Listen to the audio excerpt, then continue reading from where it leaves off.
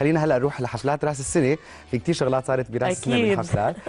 حفلات هذا العام اتسمت بالنجاح والحضور الجماهيري. خلينا نبدا من حفل نجوى كرم وفارس كرم التي تواجدت فيه انا، حيث غنى فارس مجموعه كبيره من الاغاني واشعل الناس على اغاني الدبكه، ومن ثم اطلت شمس الغنيه لتزيد الفرح باغانيها وتفاعلها مع الجمهور الذي بدا قسم من الفانز يصور مع نجوى بالموبايل، يصور تحركات نجوى.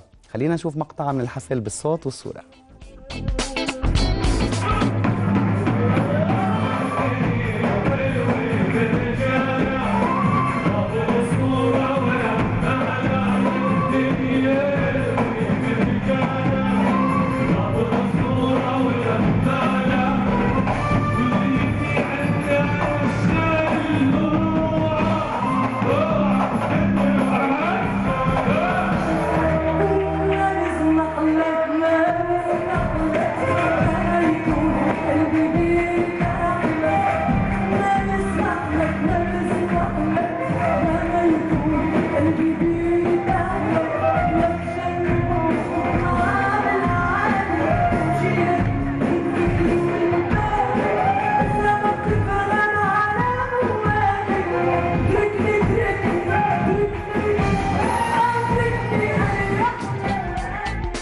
على قولة نجوى اتركني اريح لي واريح لك. بتحبيها للغنية؟ كثير يعني كثير. انا الصراحه ما ندمت ابدا انه انا كنت موجود بحفله نجوى كرم وفارس كرم، لانه الجمهور مولع، الصاله كانت مولعه، رغم انه كمان تاخرت فرقه نجوى حوالي شي ساعه لانه كان الازدحام بدبي بتعرفي ليله راس السنه مش طبيعي. طبعا. ولكن تاخروا حوالي ساعه بس طلعوا على الوقت، وكانوا الناس كثير متفاعلين. كانت من اجمل الحفلات اللي حضرتها براس السنه. شو الحفلات بعد الثانيه اللي كانت في راس السنه؟ هلا رح ننتقل لحفله روتانا الثانيه، واللي هي حفله ماجد المهندس واليسا، ايضا اتسمت بالنجاح. اطلت اليسا بفستان اسود وبدت سعيده، غنت معظم اغانيها الجديده ولبت طلبات الجمهور.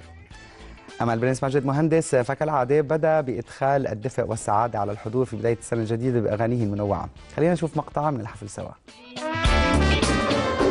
حبك هو حياتي وضاع الاحسان، عمري ولا قدر اسلام ولا تروح، لو دورت اسمك فهر السكتان، اني بالغلط يا حلوه حلوه يا بلدي، حلوه حلوه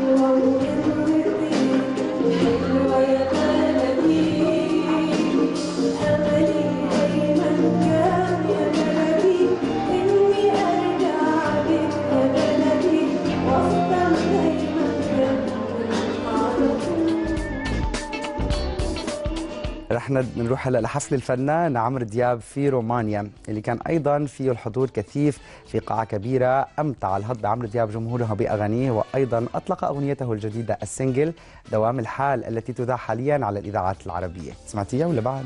لا بعدني. ايه، ما هي نازله جديد ما صار لها بعدني ما سمعتها. كثير حلوه الاغنيه الرومانسيه. وكيف كان الحفل في رومانيا؟ كثير حلو الحفل، يعني معنا ما في جاليه كبيره عربيه في رومانيا. بعتقد انه في العالم اللي بيجوا من اوروبا الشرقيه لرومانيا هن اللي كانوا موجودين بالحفل، بس كانت القاعه مثل ما شفنا بالصوره كثير كبيره. بس اكيد في ناس بعد يعني رايحين لعمرو دياب خصيصا في رومانيا. اكيد يحتفلون براس السنه ومره واحده يكونون مع عمرو دياب. صحيح. خلينا نروح هلا لحفل راغب علامه ومايا دياب في دبي. ايضا كان ناجح الحفل. مايا دياب ارتدت فستان احمر مميز، كانت سعيده بتفاعل الجمهور مع اغانيها وايضا اغاني اخرى غنتها.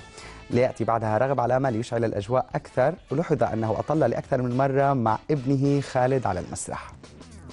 هلا رح نروح لحفلات بيروت. حفلات بيروت كانت ايضا ناجحه. حفل عصري وهيفا كان ناجحا بكل المقاييس، ابتداء من الغلاء والمسرح انتهاء بالعدد الكثيف للجمهور الذي بلغ اكثر من 2000 شخص. هيفا التي ظهرت لاول مره بالشعر الاحمر كما تشاهدون، اللي اختارته كلوك جديد فاجات الحضور، بين معجب ومعترض على اللوك الجديد. شو رايك بلوك هيفا؟ والله كان معي وائل الفطايري في حلقه اول امس، وكنا نتكلم عن لوك هيفا. كان ضد تماما انها تطلع باللون الاحمر، بس انا اقول انه ساعات الواحد يطفش، فهي يمكن حبت تعمل تغيير على السنه الجديده.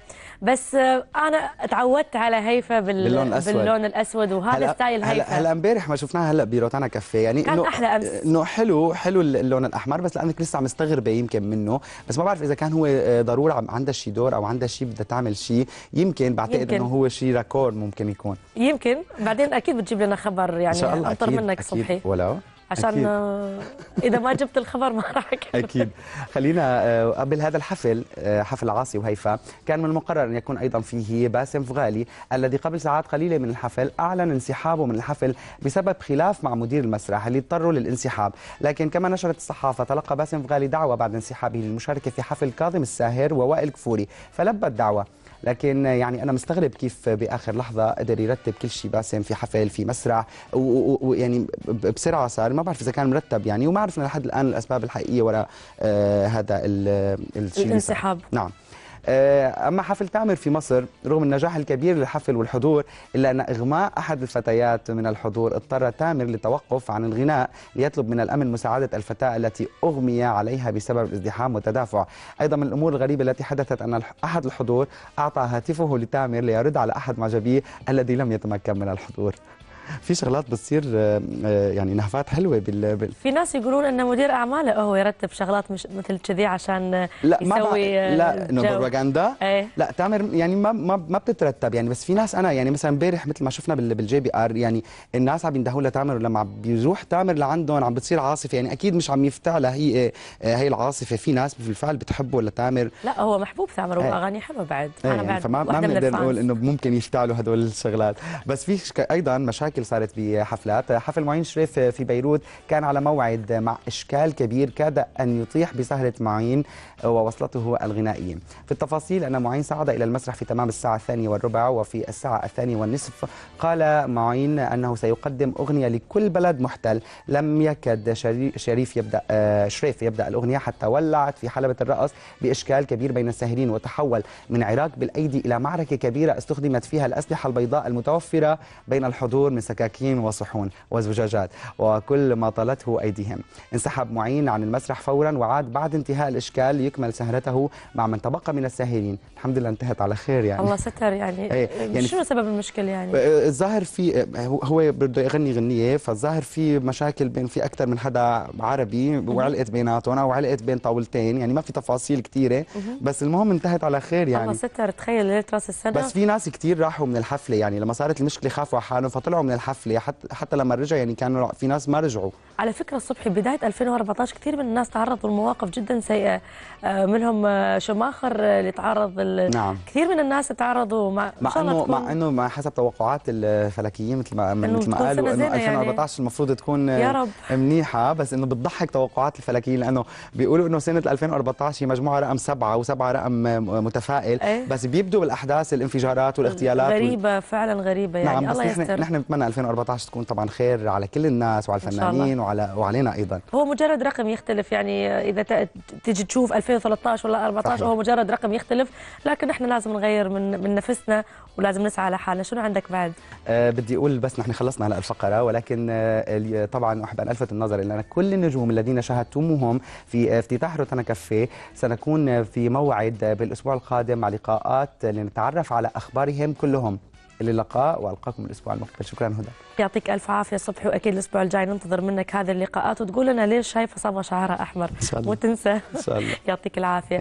مشاهدينا انتهت فقره اخبار ونجوم لليوم، احنا بنطلع فاصل وبنرجع بعد الفاصل بنتكلم عن النجمه شهد مع ولدها مباشره من تايلاند عشان نطمن على حالتها الصحيه. خليكم معنا.